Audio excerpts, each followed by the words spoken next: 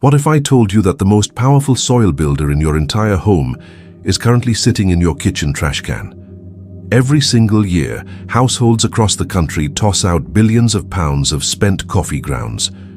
Most of it ends up buried deep in landfills, locked away in dark plastic bags where it can't do any good for the planet. Meanwhile, your backyard garden beds are sitting right outside, waiting for the exact organic nutrients those discarded grounds carry. There is a fascinating biological event that happens when this material meets living earth. Within just 30 days, it can completely transform the structure, texture, and fertility of your soil. But if you don't understand how this delicate process works, you can easily end up doing more harm than good to your plants. By the end of this video, you'll know the exact day-by-day timeline of what happens underground when you apply coffee grounds. You'll see why the most common piece of advice about them is completely wrong, and you'll learn how to turn your morning waste into an abundant harvest without risking your roots. If you've spent any time reading gardening blogs or talking to your neighbors over the backyard fence, you've probably heard the classic warning. People will tell you that coffee grounds are highly acidic. They'll tell you to only use them around acid-loving perennials like blueberries, hydrangeas, or azaleas. It sounds completely logical on the surface, doesn't it? We all know that liquid coffee is quite acidic, so we naturally assume the solid leftovers must carry the exact same chemical properties. This single assumption has shaped the way millions of home gardeners manage their yards. But the conventional wisdom is built on a fundamental misunderstanding of basic chemistry, and it's keeping you from using a fantastic free resource. But if you don't understand how this delicate process works, you can easily end up doing more harm than good to your plants. By the end of this video, you'll know the exact day-by-day timeline of what happens underground when you apply coffee grounds. You'll see why the most common piece of advice about them is completely wrong, and you'll learn how to turn your morning waste into an abundant harvest without risking your roots. If you've spent any time reading gardening blogs or talking to your neighbors over the backyard fence, you've probably heard the classic warning. People will tell you that coffee grounds are highly acidic. They'll tell you to only use them around acid-loving perennials like blueberries, hydrangeas, or azaleas. It sounds completely logical on the surface, doesn't it? We all know that liquid coffee is quite acidic, so we naturally assume the solid leftovers must carry the exact same chemical properties. This single assumption has shaped the way millions of home gardeners manage their yards. But the conventional wisdom is built on a fundamental misunderstanding of basic chemistry, and it's keeping you from using a fantastic free resource. When you brew a fresh cup of coffee in the morning, the highly soluble acid compounds dissolve into the hot water. They leave the solid grounds completely and end up right in your morning mug. The spent material left behind in the paper filter is a totally different story. Data from agricultural extension offices shows that used coffee grounds typically have a pH between 6.5 and 6.8. If you remember your high school chemistry classes, a pH of 7.0 is perfectly neutral. That means your morning coffee waste is sitting so close to neutral that it's practically harmless to most plants. It won't turn your pink hydrangeas blue, and it won't burn your sensitive backyard flowers. The real issue in the garden isn't acidity at all, but rather the way we choose to apply this material. For generations, industrial shortcuts have taught us to look for quick fixes. We often find these solutions packaged in a synthetic plastic jug, promising instant results at the cost of long-term health. We crave instant fertility, prioritizing the appearance of a pristine garden over the actual biological needs of the earth. We dump raw kitchen scraps directly onto our garden beds without thinking about the living ecosystem below. When you throw a thick layer of fresh coffee grounds on top of your soil, you aren't adding an instant fertilizer. You're actually introducing a complex, raw, organic carbon source that requires a specialized biological process to break down.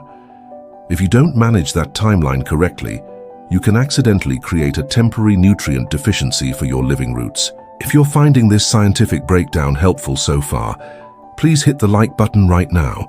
It really helps other home gardeners discover these sustainable soil solutions. Now, to truly understand how to use this resource safely, we have to look at the invisible drama that happens beneath the surface during the first month. Imagine raking a thin layer of fresh coffee grounds into your raised garden bed. To your naked eyes, absolutely nothing changes. The dirt looks exactly the same, and the garden seems completely quiet. But beneath the dark surface, a microscopic war zone has just been created.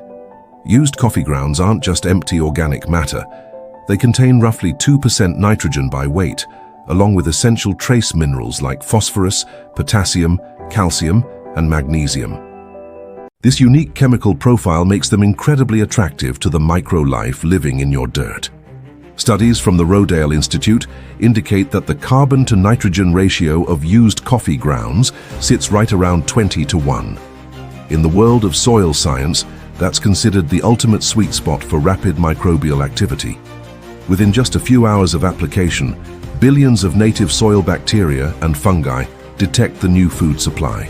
They begin to multiply at an explosive, staggering rate, creating a dense zone of furious biological activity right around the coffee particles.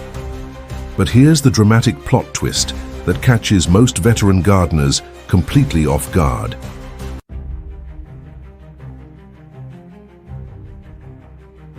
To digest the complex proteins and tough cellular structures locked inside those coffee grounds, the multiplying microbes need a massive amount of immediate energy. They get that energy by pulling available, soluble nitrogen straight out of the surrounding soil water. Experts call this natural phenomenon nitrogen immobilization. For about 2 weeks, the soil bacteria are essentially robbing your live plants of their primary growth nutrient. If you have young, tender seedlings growing in that specific bed, their leaves might start turning a pale, sickly yellow. Their overall growth will slow down, and they'll look completely starved. It's a temporary biological crisis, but it's enough to make many beginners panic, blame the coffee grounds, and think they've poisoned their entire yard. But there's something even more important we haven't talked about yet. And if you leave those grounds alone, the entire story flips upside down around day 25. By the 4th week of the underground timeline, the massive microbial population runs out of raw coffee food and naturally begins to die off. As these billions of microscopic organisms decompose, they release all that hoarded, concentrated nitrogen back into the root zone. According to research from the USDA Natural Resources Conservation Service, this beautiful biological release converts the nitrogen into stable inorganic forms, like ammonium and nitrate. These are the exact chemical molecules that your plant roots can absorb with the highest efficiency. The temporary nutrient robbery doesn't just end. It turns into a massive, slow-release nutritional deposit that feeds your garden for months. The long-term benefits don't stop with plant nutrition, though. As those billions of bacteria feast on the grounds, they secrete sticky biological compounds called extracellular polymeric substances. You can think of these compounds as nature's microscopic glue. These natural adhesives bind loose, sandy particles or heavy clay pieces together into stable clumps called water-stable aggregates. This completely changes the physical architecture of your earth. Hard, compacted dirt slowly transforms into a soft, spongy, breathable structure. It's the kind of dark, crumbly soil that holds critical moisture during a brutal July heatwave, yet drains beautifully when a heavy summer thunderstorm rolls through your neighborhood. While the bacteria are busy waging their nitrogen war near the surface, a completely different migration is happening deeper down in the dark. Earthworms from all over your yard start heading straight toward the applied coffee grounds. Many people assume these creatures are attracted to the leftover caffeine, but the real reason is purely mechanical. Earthworms don't have teeth. They rely entirely on a powerful muscular organ called a gizzard to grind up their food, and they need tiny bits of rough grit to make that internal organ work properly. The fine, slightly abrasive texture of spent coffee grounds provides the ultimate digestive tool for them. Now that we understand the underground timeline, we have to talk about the hidden risks of this material. The internet is completely full of viral advice telling you to dump unlimited amounts of coffee grounds everywhere. But if you apply them carelessly or excessively, you can trigger a dangerous phenomenon known as the crust of death. Because coffee particles are so incredibly fine, a thick layer left on top of the soil will quickly dry out under the hot summer sun. It forms a dense, interlocking, water-repellent mat that acts just like a sheet of concrete. When rain falls on your garden, the liquid will simply run off the sides of the bed without ever reaching the roots below. Your plants will slowly die of thirst while you stand there thinking they're perfectly watered. There's also the serious issue of residual caffeine to consider. Coffee plants didn't evolve caffeine as a favor to humans. They engineered it over millions of years as a sophisticated chemical weapon to stop competing seeds from sprouting. In botanical terms, this is known as an allelopathic property. If you spread fresh, uncomposted grounds directly over newly planted vegetable seeds, that leftover caffeine can completely stunt their root development or kill them entirely. To avoid these common pitfalls, you should always follow 3 simple rules of application in your own yard. The first and safest method is the compost cure.